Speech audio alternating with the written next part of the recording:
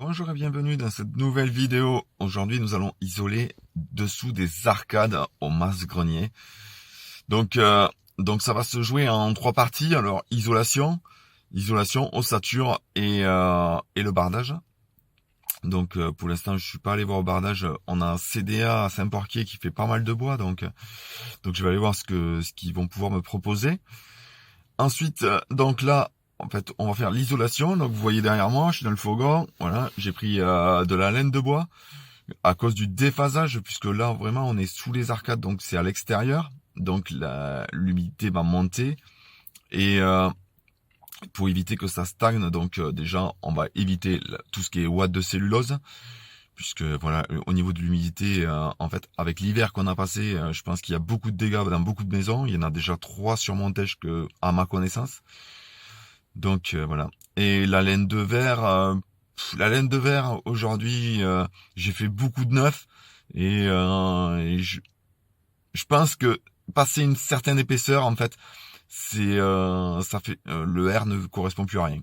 Voilà. Chez moi, j'avais 20 centimètres 30 centimètres qui se sont tassés, qui devaient rester entre 12 et 15 en 10 ans. Et j'ai rajouté 30 centimètres et voilà. Et en fait, les 30 centimètres que j'ai rajouté, je vois pas de différence au niveau de la tenue du chauffage ou autre. Je pense que la laine de bois est un bon isolant. Et par contre, ben voilà, le prix est en conséquence, mais par contre, ça se part avec le temps, quoi. Voilà, ça reste compact. Donc on va voir ça ensemble sur la mise en œuvre. Allez. Nous voici sous les arcades. Là, il faut savoir que les panneaux de laine de bois font 57 par 120. Donc voilà, moi j'ai des Anthrax à 45, 46, y a rien de droit là-dedans. Mon idée en fait c'est de les caler entre les chevrons. Voilà.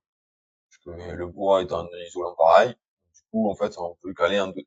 Le mieux, ça aurait été vraiment de croiser, mais il aurait fallu faire de la laine en 100, refaire une ossature plus basse. Et là, en fait, ça me fait vraiment baisser au niveau du plafond. Donc voilà, on est sous les arcades.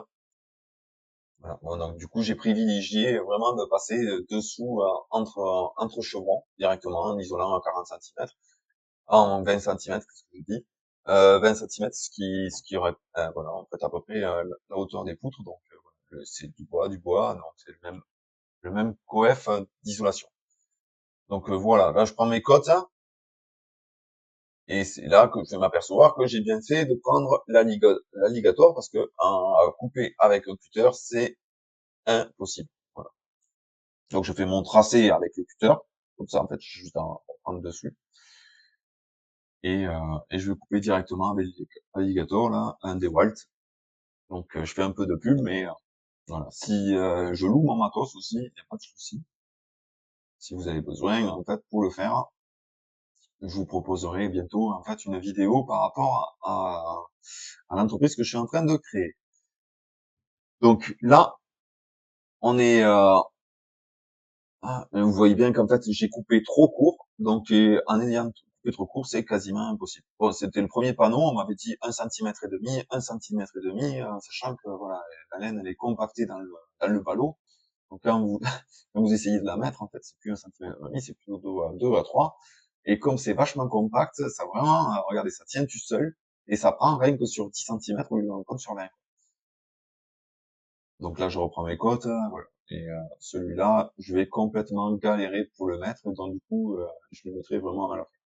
Là, je vous montre voilà, comment on va couper avec l'alligator, ce que je vous ai pas montré au départ. Vous allez voir que ça se fait assez simplement avec l'alligator. Là, nickel. Voilà, ça se coupe comme du beurre. Ça, c'est vraiment nickel. Donc, euh, donc c'est parti.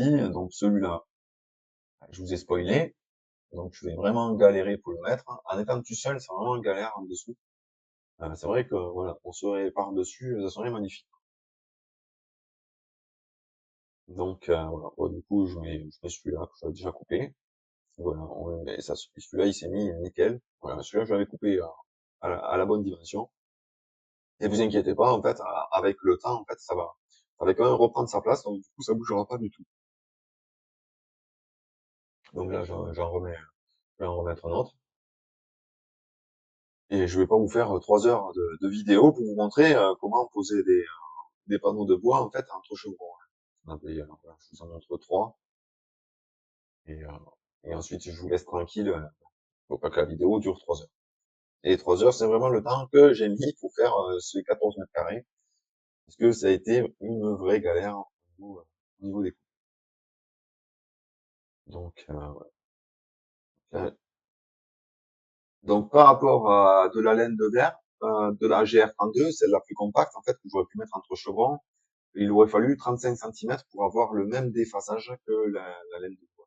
Le déphasage, je ferai une vidéo vraiment où j'expliquerai complètement la différence entre le R et le déphasage. Souvent, c'est pas trop lié, quoi.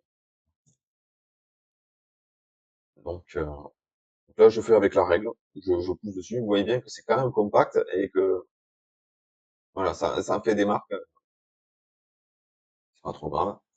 Mais vous voyez bien que ma règle ne traverse pas la laine. Hein. Ça va pas déchirer un pare-vapeur ou n'importe. Je mets pas de pare-vapeur parce que vraiment, on est dans les arcs. On est au niveau des arcades, donc ça ne sert strictement à rien. Voilà. Là, je vous montre la fin de ça.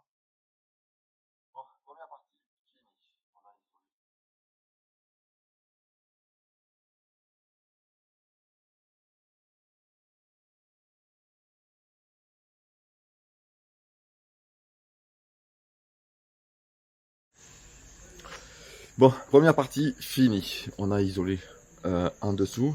C'est vraiment pas pratique puisque la laine de bois en fait ne se rétracte pas comme la laine de verre là, qu'on puisse se plier dans tous les sens là. Et là, franchement, il faut couper 1 cm grand max de plus pour pouvoir bien la caler. Et en fait, avec la règle, je la retassais, on voit les marques. Mais après, elle va se regonfler de toute façon. Donc là, j'attends pas 100 ans. Je vais aller manger et on va faire l'ossature. Donc voilà. Donc merci beaucoup d'avoir suivi cette vidéo et à bientôt pour la suite.